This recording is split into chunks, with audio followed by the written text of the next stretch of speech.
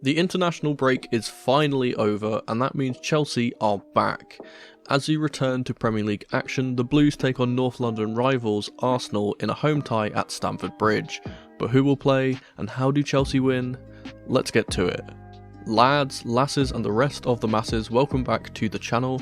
I'm Mono from Mono CFC, and welcome to the lead-in. As always, I'm going to be predicting the lineups that I feel will play and show how I believe our team could set up tactically. So without further ado, let's firstly look at our opponents for this match. Arsenal are currently sitting in second in the Premier League table, continuing their great form from last season. They currently are undefeated in the league, winning all but 2 games, with draws against Tottenham and Fulham. And whilst doing this, they have kept an incredible defensive record too, conceding the least amount of goals in the league so far, tied with City with only 6 goals. Looking at the head-to-head, we can see that Arsenal have won the majority of games against Chelsea in recent memory, with Chelsea's last win being back in 2021. They'll be looking to continue this small patch of dominance over us in this game and keep their momentum in the title race. So, how will they plan on trying to achieve that? Let's look at the team. Arsenal, managed by their former midfielder Mikel Arteta, usually play some form of 4-3-3. I don't expect there to be many changes to the side from the City game, so for this one I'll be putting them into the 4-3-3 as they played versus them. First up in goal, I'm going to be putting in David Raya. There's a lot of talk about the competition for that goalkeeping spot at the moment, but I personally think Raya is the first choice at this current stage. For the back four, I think this will be unchanged. We start with the right back, centre back turned right back, Benjamin White. The same solid centre-back partnership will continue to be used, with William Saliba playing through a toe injury that kept him out of France's squad on the right-hand side, and Gabriel on the left-hand side. Finishing the defence over on the left will be Mudryk's international teammate Oleksandr Zinchenko. Moving into the midfield 3, and I do expect one change here. As ever, Declan Rice will play alongside Norwegian magician Martin Ødegaard, but I believe ex-Chelsea man Jorginho will drop from the side in order to accommodate the return of one of Prison FC's players who I personally refuse to call by name. The attacking trio could see changes too, with doubts over Bukayo Saka's availability after he pulled out of international duty. Leandro Trossard is another name who didn't represent his country as well, so I'll be putting in the trifecta of Brazilian Gabriel Jesus on the right, Gabriel Martinelli on the left, and Eddie Nketiah down the middle, spearheading the team. Now, as I've said in the past, I'm going to be moving away from the tactical side of things in these previews and stick to putting that in my tactical breakdowns after games, so I'm not going to talk too much about Arsenal here, but I will point out some things of note about them. I think people see Arsenal as a serious attacking threat, but so far this season that's not exactly where their strengths have been. It's actually their defence, which is superb. That is why they are winning games. In terms of scorelines, they've scraped past the majority of their opponents in the league this season. Obviously they are an incredible team going forward, but just listen to this for a moment because it's rather interesting. As mentioned before, they drew with Spurs and 10-man Fulham. As for their 6 wins, they beat Forest by only 1 goal despite having 79% possession, a 2-1 victory in which the first goal they scored was via a deflection. They beat Palace by 1 goal, which was from a penalty. They did beat United by 2 goals, but one again was a deflected shot, and the other was in the 101st minute when the game was already over. They beat the lowly Everton by only 1 goal, and that was an absolute unstoppable peach from Trossard.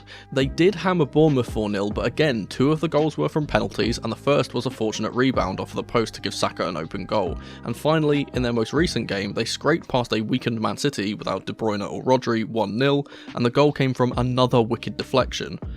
Not to mention the first goal in the Tottenham draw was a deflected shot as well, and the second was another penalty. Now, don't get me wrong, I'm not saying all this to discredit them in any way. They've played very well in every single one of those games, but they have been lucky at times this season and aren't firing as much as they did last season.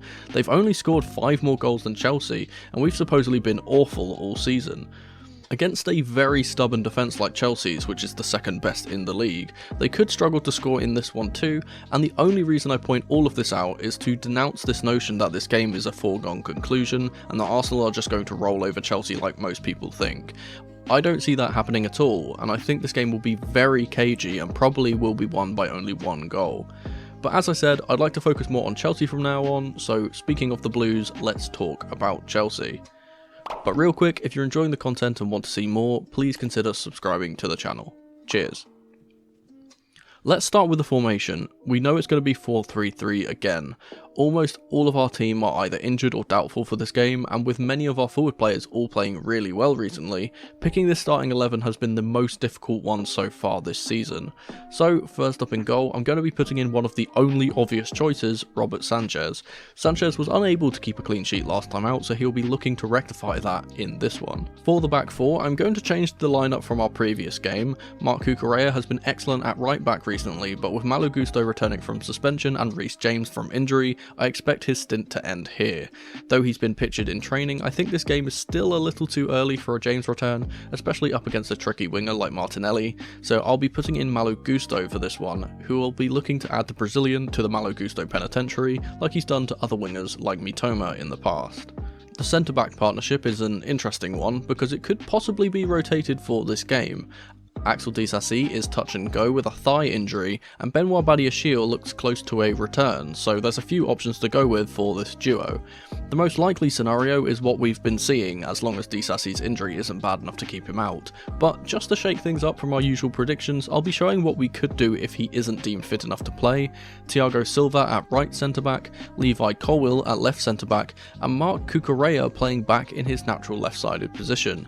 Again, I don't think this is likely, but it's a possibility if Axel can't play.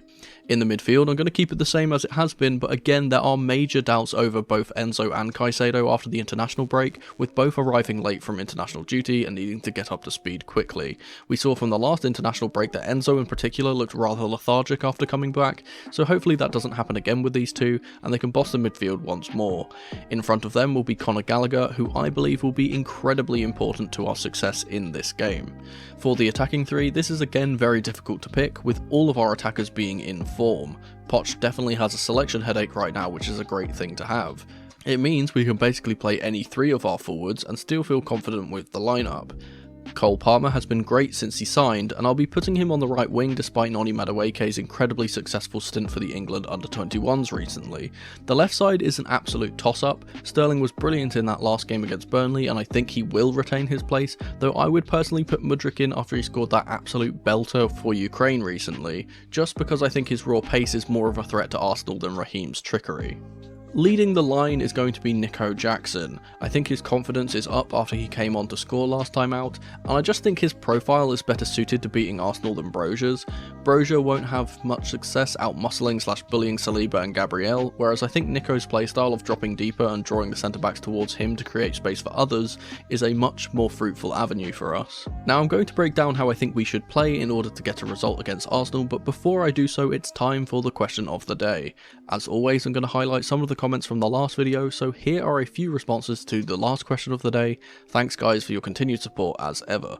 If you want your comment to be featured in the next video, leave your answer to this video's question of the day down below with QOTD at the start as always.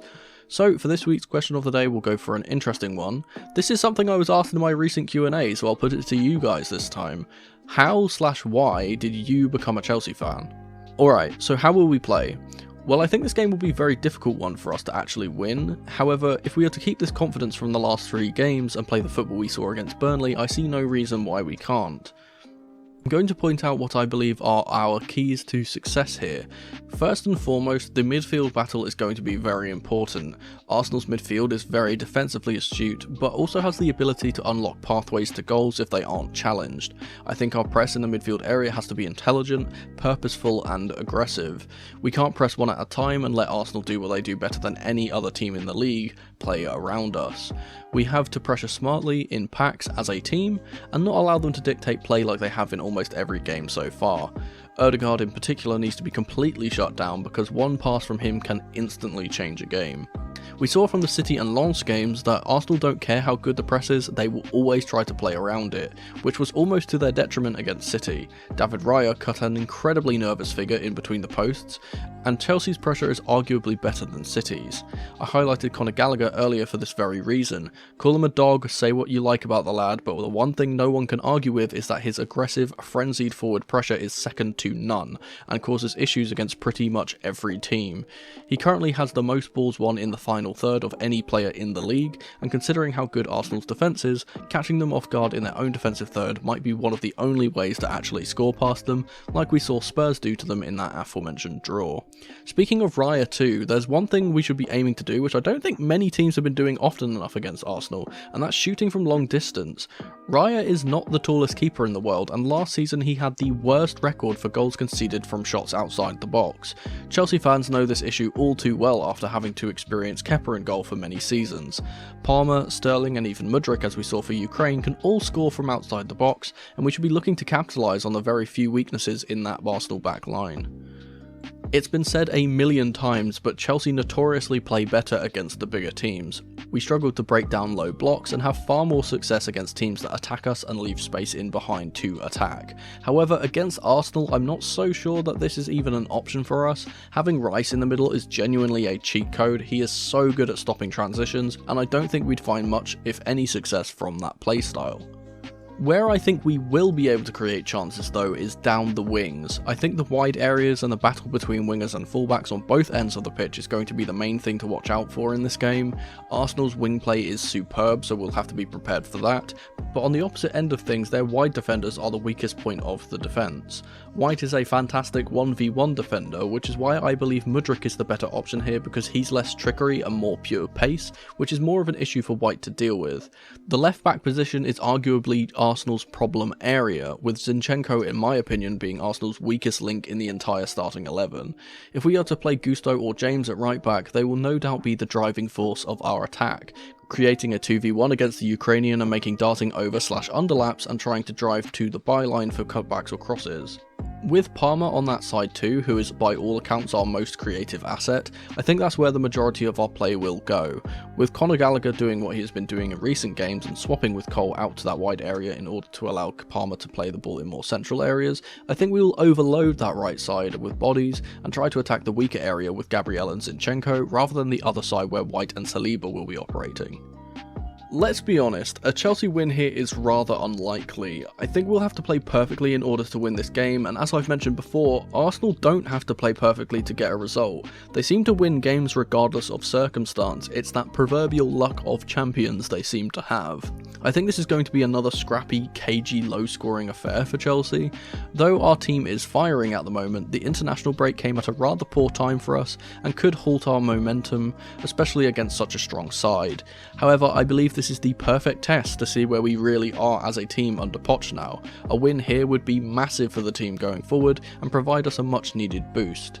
For a score prediction, I am as ever going to predict a Chelsea win, even though I fully expect a 0-0 or 1-1 draw, so I'll say that Chelsea will edge this game 2-1.